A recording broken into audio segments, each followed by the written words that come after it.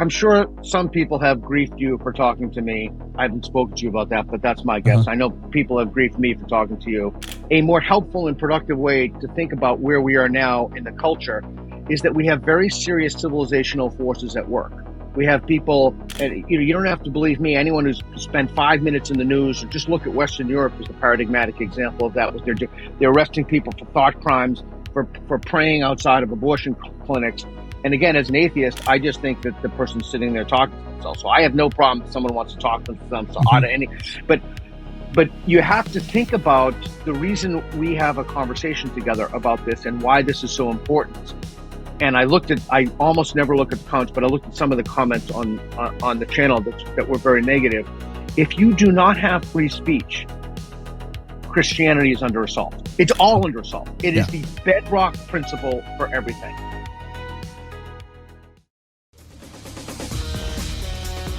Ladies and gentlemen, in November, I went to UC Berkeley. We call it UC Berkeley. I was supposed to be there with the great Charlie Kirk, but we all know what happened to Charlie. And instead, I was there with Rob Schneider, the comedian and author and actor. And you've probably seen some of the clips on YouTube. If not, we'll put them in the show notes. But when I walked into the green room, I saw a man that I've admired from a distance for many years. And he's not a Christian. He's an atheist. In fact, he wrote a very good book called A Manual for Creating Atheists. It's actually a very good book on epistemology. How do we know what we know? What proper way should we think about things? And his name is Peter Boghossian. And Peter was in that room, and as soon as I walked in, I noticed it was Peter Boghossian. I'm like, why is Peter here? Well, we're going to tell you why he was there at Berkeley that night and why he's here with me today. He actually was a professor at Portland State University, which couldn't be more leftist, and he's going to tell us why he left. You're not going to believe it. So here he is, ladies and gentlemen, the great Peter Boghossian. What an intro. All right, I'm shutting off the crowd, Peter. What an intro.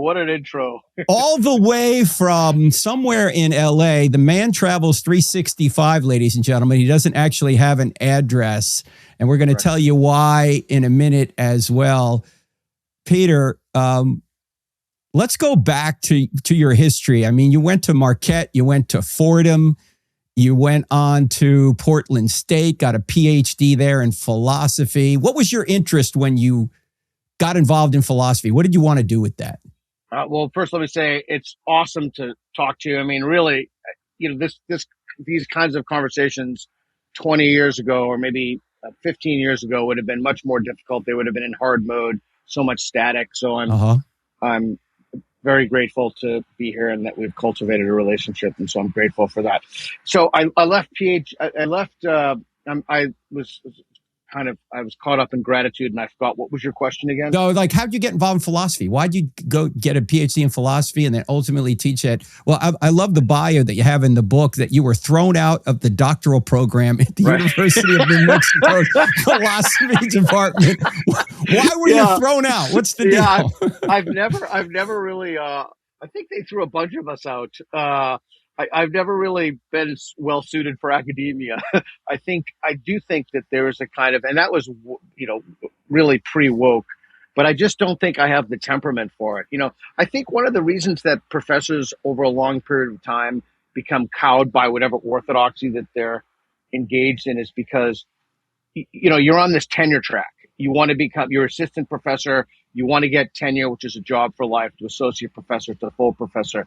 And if you do that long enough, you're just constantly bowing to whatever the orthodoxy is. You're writing papers for what people want to know. That's much less true in the hard sciences, but it's certainly true in the humanities. I got my doctorate in education, and I did my dissertation with prison inmates, and that's available online. And I wanted to attempt to increase the moral reasoning and critical thinking ability of prison inmates to help them desist from crime. And so that was, my coursework was a complete and total waste of time, but my dissertation was incredibly fulfilling, and I still use elements. I built on that and use elements of that today. And then you eventually wound up at Portland State, which, as we know, Portland is a very far left town now. And it turned out that the university went so far left that you couldn't tolerate it. What happened? Yeah, it wasn't just that it was far left. And this is actually something, if you have a minute, I'd love to talk to you about an idea that I've been playing with. It's something that Dave Silverman, he's a friend of mine. You debated Dave. Yeah, Dave Silverman used to be the president of American Atheists. Yeah. Yeah. So I'll answer your question. It was that they didn't broker any questions. Like you just couldn't question anything. You couldn't ask anything. Anytime I asked a question about whatever was, the moral orthodoxy at the time, pronouns or what have you, I was accused of microaggressions, and people were constantly looking to find offense. They were constantly, and it wasn't so much that the ideas were leftist, although they certainly were. I don't want to give you the wrong impression, but it was the absolute inability to question or challenge anything, and the idea that anybody who strayed even a little bit from the reigning orthodoxy was to be repeatedly dragged up on investigations, charges, trumped up charges, nonsense, and BS. So, but here's some idea. I'll throw this out to you. I've been thinking about it. Yeah. And again, push back on it because I'm just working through the idea now. Let's assume that there are an equal number of good and bad ideas. This is a huge assumption. I don't think you need this assumption to make it work, but I think it makes the thought experiment easier. Let's assume that there are a equal number of good and bad ideas in the far left and far right. And let's also accept by fiat that that's somewhat of a legitimate spectrum in which people can find themselves on. You could talk about a curves or what have you, horseshoe. But why is it that the left are wholesale completely incapable of defending any of their ideas?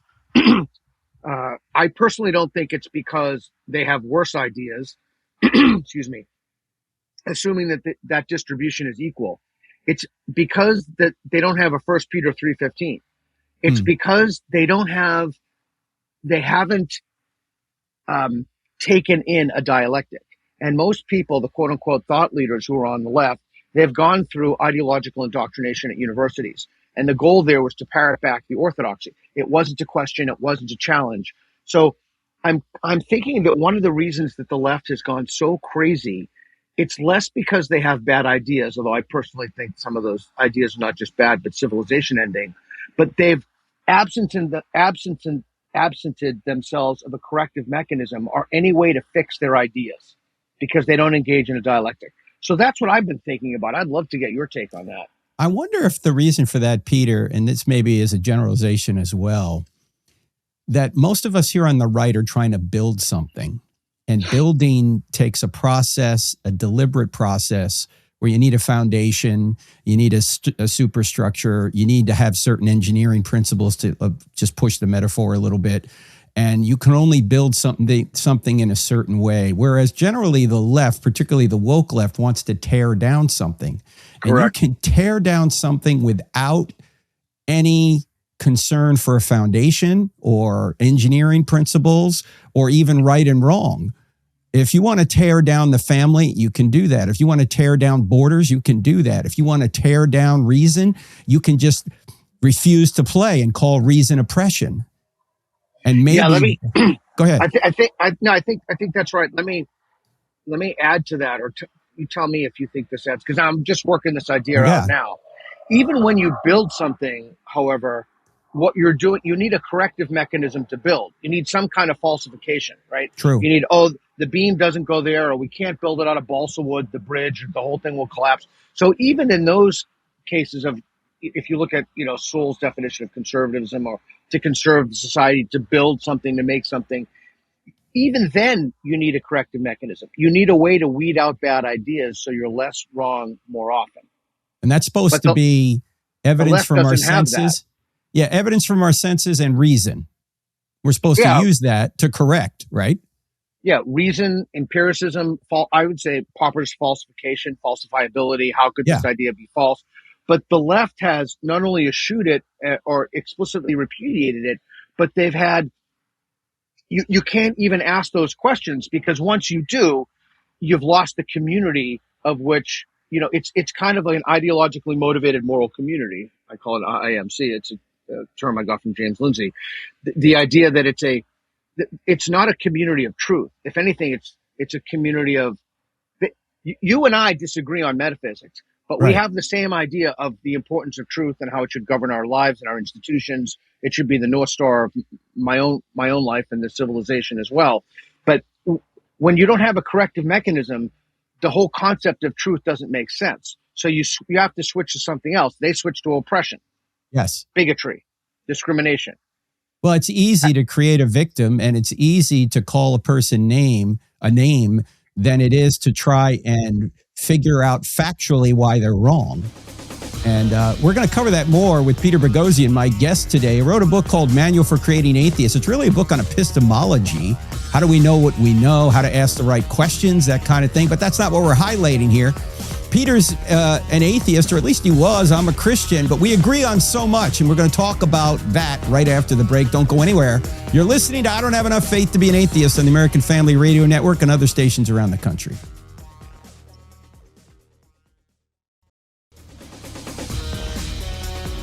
Welcome back to I Don't Have Enough Faith to Be an Atheist with me, Frank Turek, my guest, Peter Boghossian. Peter and I met at UC Berkeley back in November, but I know about Peter's work prior to that, and him, despite being an atheist, me being a Christian, we have a lot in common, particularly Western civilization. In fact, Peter's about to embark on a very dangerous mission we're going to talk about here in a minute. But before we get there... A dangerous, maybe stupid, maybe just an idiotic mission. Well, we're going to talk about it in a minute. He's going to go do street preaching, not for Christianity, but against Muslims in France. We're going to talk about it here in a minute.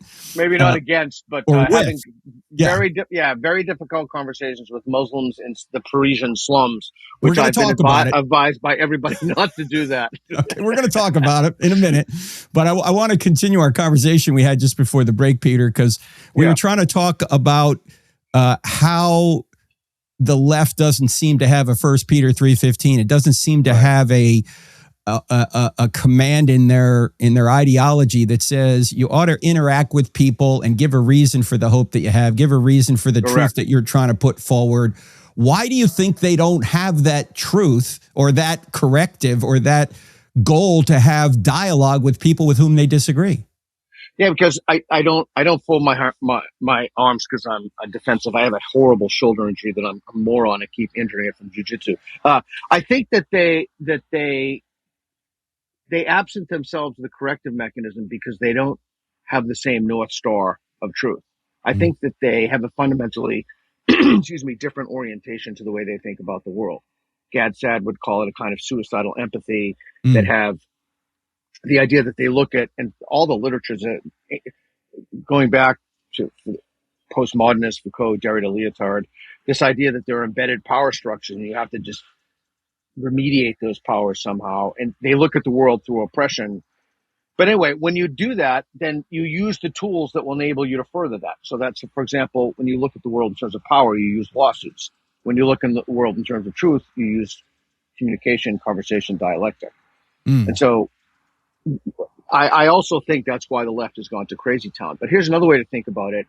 When you don't think about truth, and it's, again, I'll fully admit this has been exacerbated by social media, but if you have 9 people talking at a table and one person with a Nazi uniform comes and sits at the table, what do you have? The left would say you have 10 Nazis. So they don't even want you to have a conversation with people that they find odious. And remember, as Steven Pinker says, it's the left pole. If you're on the far left, anyone who's even on the normal left looks like they're on the far right. So you have confounding variables. But I think that the key is that when you absent yourself a way to have a conversation with somebody, almost by definition, not only do you increase the likelihood that your beliefs will be incorrect, but over time, and this is the controversial part for the philosophers listening, I think over time, by necessity, you will believe false things because you will have an ever increasing number of beliefs that you can't correct. Say that again. I don't know if I followed you on that last part. Yeah, maybe I'm sure I was inarticulate. So this is an idea I've been thinking about for a long time. I'm just working through my ideas now. So if you don't have a way to correct your cognitions or your beliefs or the way you think about things, It's not merely that you're more likely to be wrong because you have no way to fix the things you believe. You can't falsify them because even the act of falsifying, like even thinking about it in terms of, oh, how could I be wrong about this? Or what would it take to change my mind? That's a kind of cognitive toxin. So my claim is if you do not have a way to error correct what you believe, it's not just that you'll be more wrong more often, but that's a necessary condition of not having a corrective mechanism. Mm-hmm. That over time, yes, you will have to believe more false things because you have no way to correct them and weed them out. Now, I'm not talking about, the diameter of a hamburger bun from McDonald's versus Wendy's, but I'm talking about more complicated moral principles and sociological principles and ways to think about your life and society and what a meaningful life is and what kind of life ought I to lead. Ancient questions with an ancient pedigree, Socrates' questions. You talk about this in your book, A Manual for Creating Atheists. And it was funny when we went to Berkeley, we took a picture together and you put out a tweet that said, here is the author of I Don't Have Enough Faith to Be an Atheist and the author of A Manual for Creating Atheists, together speaking in support and in defense of Charlie Kirk. Absolutely. At 100%. Berkeley. That 100%. Was beautiful. And the grief I got from that was pretty crazy. But it's just the usual suspects. The kind of people who would grief you for that are the kind of people who have such moral certainty in their lives. And they're so, ready, willing, able, and hungry to demonize other people who disagree with them. It's the offense by proxy thing again. Now, wouldn't it, thinking about something like that, you and I are on opposite ends of metaphysics in terms of whether God exists or not. Totally. Yet, when we come together and we start talking about important issues about civilization and how we're to live here together, instead of, say, going back 15 or 20 years when the new atheists and the Christians were, throwing mud at one another, we're coming together to try and save Western civilization, at least in our view anyway. Wouldn't you think that people would say, well, here's a good example of people who don't agree on the God question, but they're talking with one another, I would hope so. So here's what I have to say to your listeners that I think is extraordinarily important. So I'm sure some people have griefed you for talking to me. I haven't spoken to you about that, but that's my guess. I know people have griefed me for talking to you. I can't use an expletive on the show because it's a family show of what I have to say to them, so I won't do that. But I will say to the people who are devout, serious Christians, I will say the following to you. You have to kind of update to where we are now. You have to, so you can't be thinking about, you can be thinking about anything you want. I'm a fan of cognitive liberty, but a more helpful and productive way to think about where we are now in the culture is that we have very serious civilizational forces at work. We have people, and you don't have to believe me, anyone who's spent 5 minutes in the news, or just look at Western Europe as a paradigmatic example of that. What they're doing. They're arresting people for thought crimes, for praying outside of abortion clinics. And again, as an atheist, I just think that the person's sitting there talking to themselves. So I have no problem if someone wants to talk to themselves. But you have to think about the reason we have a conversation together about this and why this is so important. And I almost never look at the comments, but I looked at some of the comments on the channel that were very negative. If you do not have free speech, Christianity is under assault. It's all under assault. It is the bedrock principle for everything. And so rather than attempt to excoriate you or be mad at me or whatever you're doing, you have to think about what kind of society do you want to live in? And if you really do want a society in which you're free to believe what you want to believe, I'm free to believe whatever I want to believe, then you have to have a first principle. You have to have certain first principles. One thing I've been thinking about a lot is the idea of honesty. I was going to give a talk. I just got disinvited from a talk in France. The French are they're not happy with me right now. But I think that thinking about it from Culture War 1.0 to Culture War 2.0 is an extremely helpful move to Christians. You are now in Culture War 2.0. I am in Culture War 2.0. We're trying to move the needle on We're trying to conserve the things in society and civilization that are important. We're trying to give people cognitive liberty, free speech. We need to have an open, honest conversation about the nature of our problems, which we are simply not having. Ladies and gentlemen, any claim, or let me put it another way, anyone that wants to censor your speech is making an implicit claim to infallibility. They're saying that they have all the knowledge and that what they think is absolutely true without any doubt at all, and nobody else should say anything about it. That is not a humble position. That is not a position whereby you can learn new things. We all ought to be open to learning new things. And Peter, we're talking to Dr. Peter Boghossian, by the way, if you're just tuning in, ladies and gentlemen. Peter, it's un-American, too. Oh, certainly un-American. And it's something that will be the main tool of the tyrants to come in and shut down all contrary views to what the state wants or 100%. What the imam wants. That's probably more of a problem coming. Yeah, I'm so happy you said that. And, you know, if you look at Western Europe now, what is the first principle that I spoke about before? They have a complete and total inability to be honest about the nature of the problems. They also have this idea of, you know, remember if you have a Nazi sit at the table, everybody's a Nazi. So can I tell you a couple of quick stories? So I'm going to go to France. I'm going to do this thing where I have conversations with Muslims in the slums. I think that was sorry about that. That's my, right.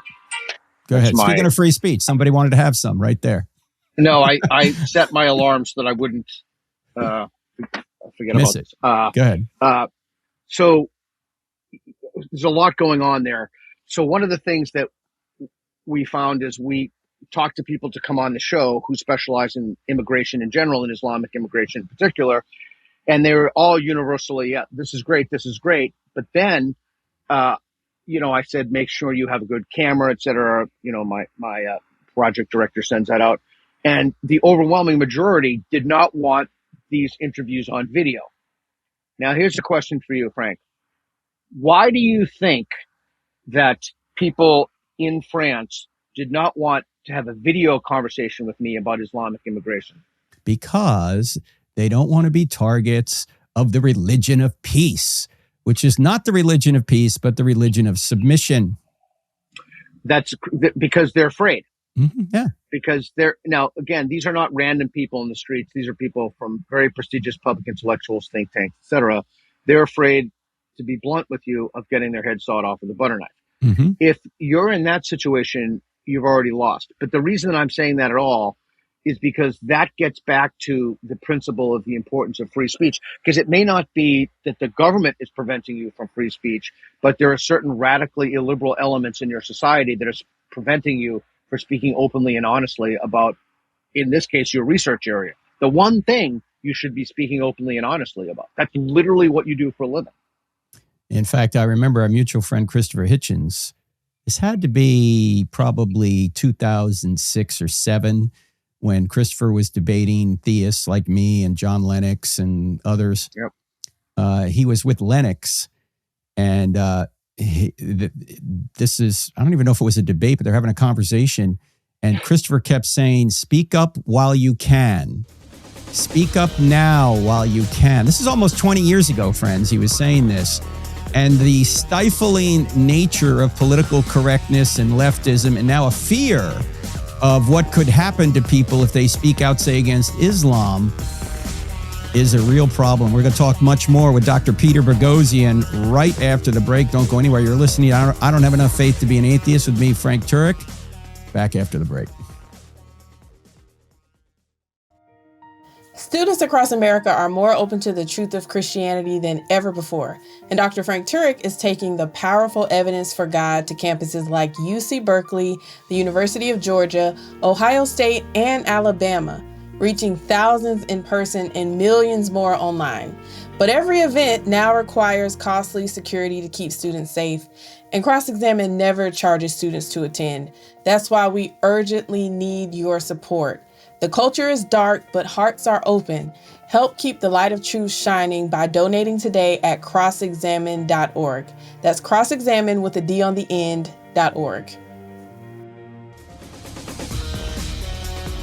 Ladies and gentlemen, do you ever have conversations with people you don't agree with? I'm not talking about your Aunt Bertha who spits all sorts of cranberry sauce on you during her Christmas dinner rant, her political Christmas dinner rant. I'm not talking about that.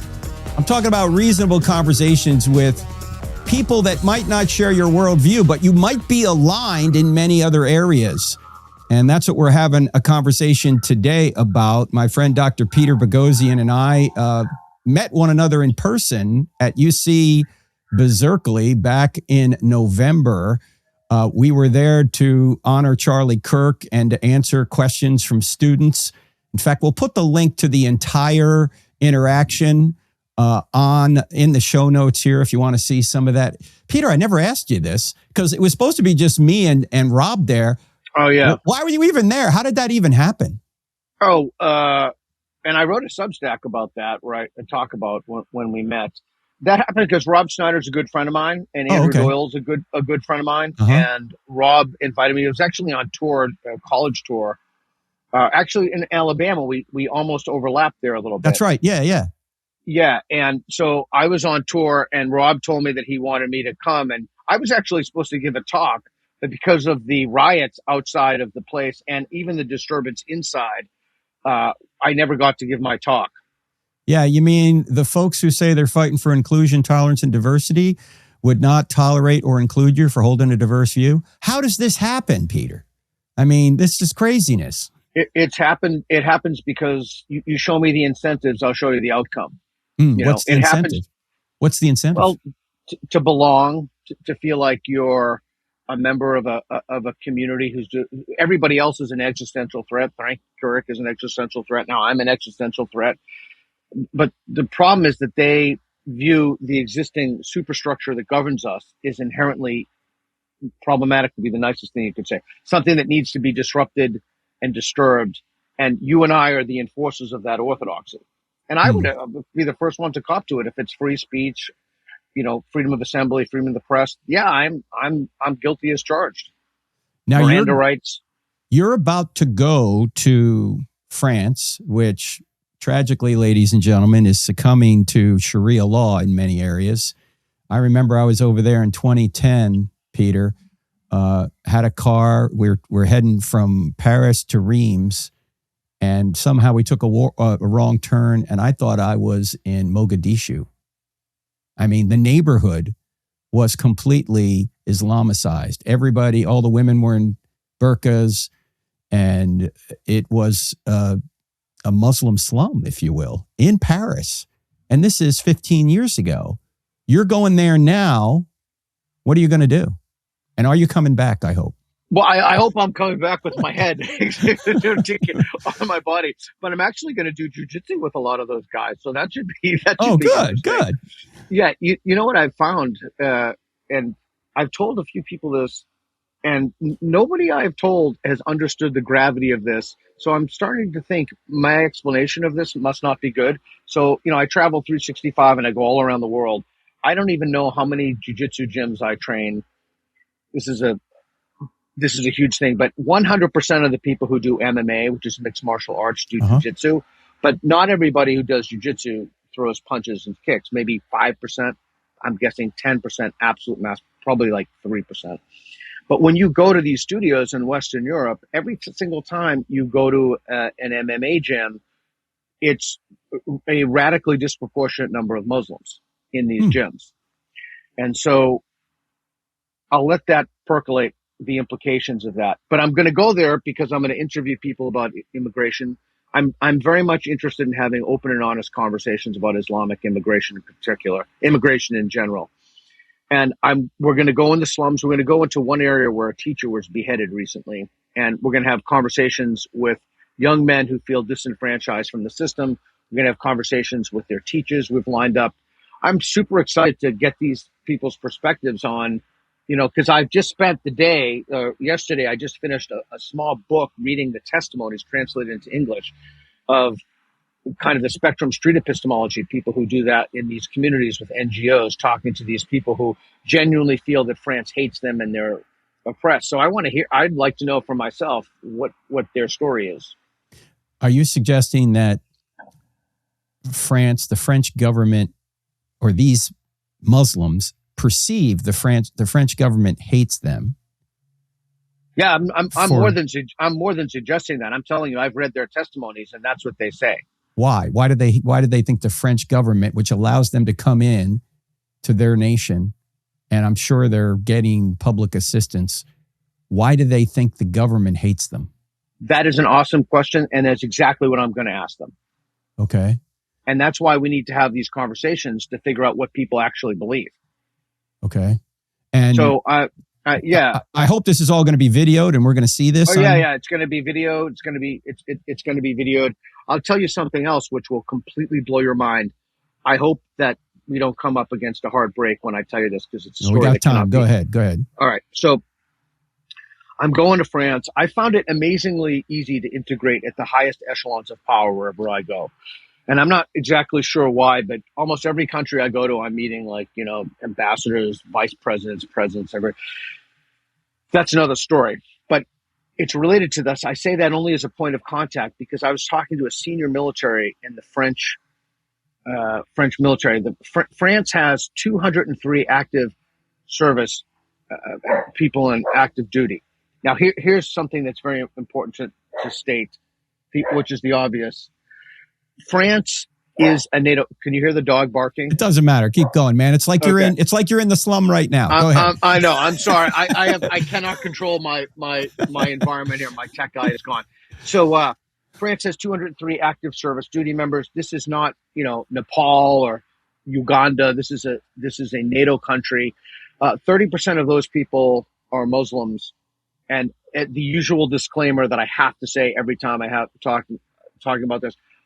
I'm not talking about all Muslims. I'm not even talking about most Muslims. I'm talking about a small number of people who are hell-bent on destroying the fabric of the whole civilization. Mm-hmm. And it's those people I'm worried about. I'm not worried about, Joe who serves you the coffee at the thing and he says, Inshallah, when you walk in. I have no problem with these people. But we're talking about Islamism and radical Islam. And those numbers by necessity increase the more people you let. But it's just math. Right. So getting back to this point, we met with somebody and he was telling 30% of people are Muslims and an unknown number of those are Islamists and Salafists. And they're not only worried about these individuals in any kind of a mutiny, but they're also worried that they were Islamists who went into the military for the explicit purpose of getting arms and armaments. This is utterly terrifying. That's from a NATO country. So, and why they're talking to me about this, I have absolutely no idea. I don't speak like 3 words of French, and I can't even say the words of French I speak on your show. This is a family show. But I don't speak French. I've never been in the military, but I think that I think Western Europe is in trouble. But this gets back to what I wanted to say earlier, which is about our friendship. The first thing is truth. And figuring out what we need to flourish as a society. And the precondition for that is freedom of speech, freedom of assembly, freedoms, liberty. That's what we need.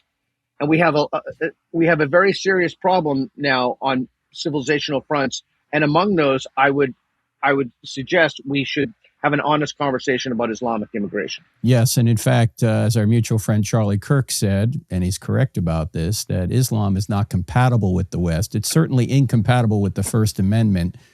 And let me just add that the First Amendment is not a self-defeating amendment. It gives freedom of religion, but it doesn't give one religion the freedom of religion to take the freedom of religion away from all the other religions, which is what Islam wants to do. It doesn't take away it doesn't allow someone to use their free speech to take the free speech rights away from everybody else. It's not a self-defeating amendment. And until we realize that Sharia law is incompatible with the West, it's certainly incompatible with the United States Constitution, we're going to be precarious. We're going to keep getting closer and closer to the point where certainly in Europe and at some point maybe in the U.S. that our freedoms are going to go away. And you've kind of devoted your life, your career now, Peter, to going around not only America, but around these other countries and informing people about that to try and wake them up. The first order of business is to ask them, what do you want? Do you want Sharia? What does it mean to you to be French? I say this, Frank, with total sincerity. I'm not going in there with any axe to grind. I just want to listen to what people have to say who are in these slums. And it is really a kind of a fact-finding mission. And if I go in there, and I will be completely transparent about my results. If I go in there and I find, 100% of the people were against extremism, where having just read this testimony, I would find that to be rather startling if the case, but I'm just going to accurately and honestly report what I find. I do want to comment on this because I think it's important. Sometimes if you're a hammer, everything you see looks like a nail. And so I've designed a methodology so that we can I've used things like snowball sampling, et cetera, like you ask someone to ask someone else to interview. So I found the broadest possible subsection of people to interview about really serious questions that I consider to be is what Dan Dennett says, late philosopher, of abiding significance. Why is there so much rabid Jew hatred? Or maybe I'm wrong. Maybe there is no Jew hatred. And I want to have conversations with people and really try to understand why they believe what they believe. And I will honestly and with integrity report the results of those conversations. And that's what you do in your book. And that's what we need. We need dialogue. And Charlie would always say, once dialogue breaks down, that's when violence erupts, because people 100% can't talk to one another. And tragically, it took out Charlie. Charlie was trying to reach the guy that allegedly shot him. That's the very guy he wanted to reach. And yet he's gone now. Yeah. And so that's the other thing, echoing my previous comment, what you said. You used the word metaphysics. Yeah, our metaphysics are different. And, 15 years ago, I would have thought, wow, like the first culture war was more about metaphysics, and this one is not about metaphysics.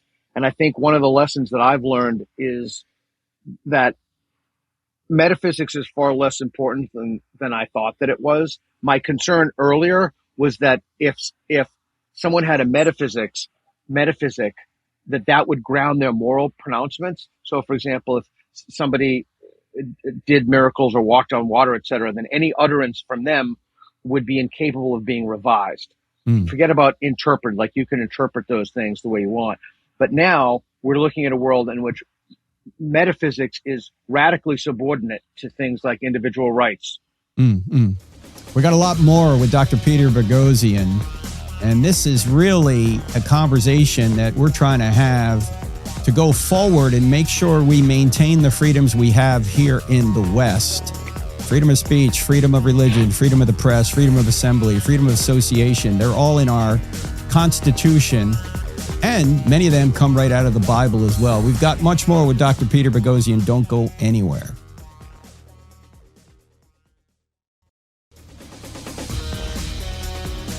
Ladies and gentlemen, what is the future of America or the West, not only for yourself, but for your children and grandchildren?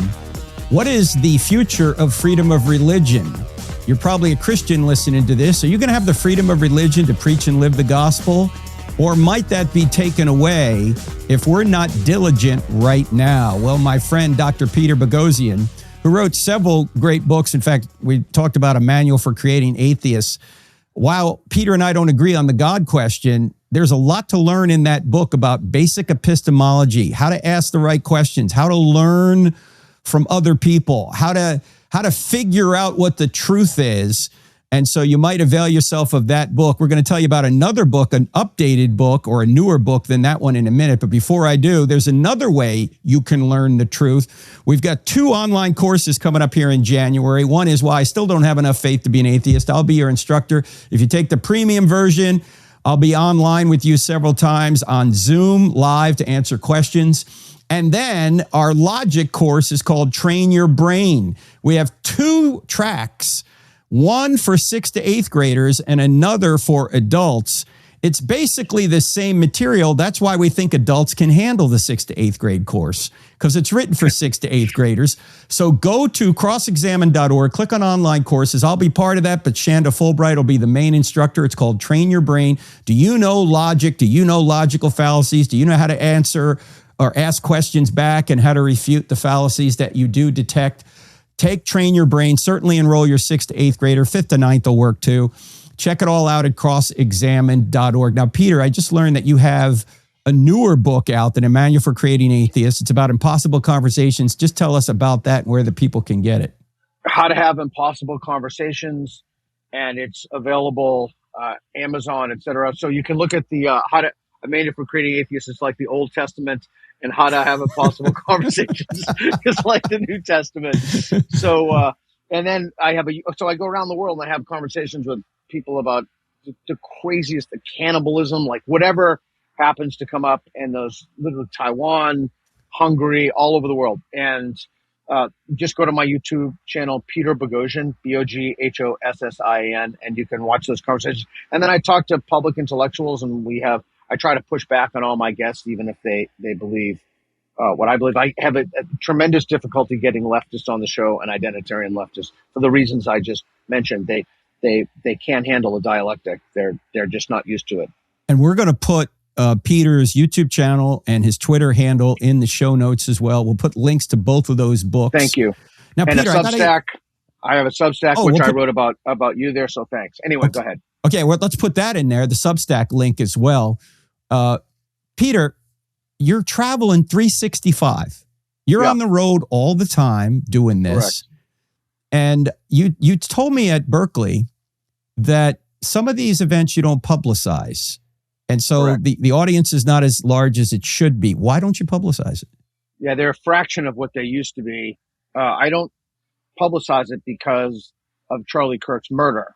Mm. And so two things. I don't want the universities and the places I go to use security costs, which they'll put on I run a small nonprofit. Like, we're a really small nonprofit. Mm-hmm. We're just 3 full-time employees. And I don't want them to put security costs on me. So I don't do that. The other thing we've changed since Charlie's assassination is we no longer do this stuff outside. We used to go, again, there are thousands of videos online. We would go outside and we put the mats down. Absolutely agree, strongly agree, slightly agree. Oh, which is another insane story I want to tell you. Neutral. And then we'll ask people all kinds of questions, from the fun to the fanciful. But we can't do that outside anymore because of Charlie's murder. We also can't really do that inside anymore because you need permits, and because there's no expectation of privacy outside, but there is inside. So that puts it on hardball. So I'll just tell you something real quick. We had a Spectrum Street epistemology. This is so crazy. I am in it. My life is awesome. I get to ask people all over the world what they think about the weirdest conversation. I can truly tell you, I don't think I've ever had anybody in all the years I've been doing this say to me, I refuse to answer that question, or what kind of insane question is that? But I just did one here in LA in which we asked the question, Israel should be nuked. And I had one guy go to the slightly disagree mat. So think about that for a second. Like, you're talking about the mass murder of 8 million people, something like that, making that land uninhabitable for how many? Yeah. Was it, Hiroshima and Nagasaki, was it 17 to 14 kilotons or something? We're talking about making that land uninhabitable. And, the funny thing is, like, when you see people, they just they're just normal people. But when you actually dig down into what a lot of people believe, it's just morally horrific. And so I'm in a unique position. I get to go around the world and I just ask people what they think about, what they believe, how confident are they, what would it take to change their mind. We facilitate communication across divides, people who disagree with each other. It's cool. It's awesome. Now, it's incredible that you, since Charlie's murder, I mean, we've gotten security, but it's incredible that you can go to these venues and still get a crowd, even though hardly anybody knows about it until the last minute that it's happening. And then you're engaging them, trying to discover what they believe and why they believe it, and you're asking hard questions. This is why, friends, it's important to know what you believe and why you believe it. Sometimes you haven't even thought about the questions that underlie your beliefs. And you have a section in Manual for Creating Atheists, Peter, that I wonder if you could just unpack briefly for us. And you talk about the idea that facts don't always, in fact, sometimes rarely change minds. There's something else going on. Can you explain that? Yeah, I'll explain that. Sorry again for crossing my arms. My shoulder's killing me. Yeah, So if you read, if facts change minds, then everybody would look at the same data set and believe the same things. So we know that facts don't change minds. In fact, there's a little controversy around this. Yeah. In fact, it's called the backfire effect, and so some of that has been disputed. But the basic idea is when you present someone, I never present anybody with facts. I never fact check anything. I just kind of run with it or go for it when someone tells me something, even if I know it's factually incorrect. And so like, I mean, I don't know, I'm just thinking of something here. Anthropogenic global warming. Why is it that for the longest time, Republicans were on one side and Democrats were on the other side? And they're not on one side or the other side about the policy prescriptions, because that's clearly, that's a different matter. But the data and the facts and evidence should never be in dispute. If people agree on that, what you do with that in terms of public policy, that's a totally different question. Right. But this is very difficult this is one of the things that smart people will not listen to me. So smart people will listen when I say other things like Rappaport's first rule, you repeat the argument back to someone, or try not to use but, try to use and, or all these, myriads of little techniques. But smart people in general think, this is the syllogism, I formulate my beliefs on the basis of evidence. Formulating your beliefs on the basis of evidence is good. We should formulate beliefs on the basis of evidence. Another syllogism is kind of like, I think this way, formulating my beliefs on the basis of evidence. Other people think this way because I think this way. Therefore, I can persuade people with evidence. But evidence is totally irrelevant.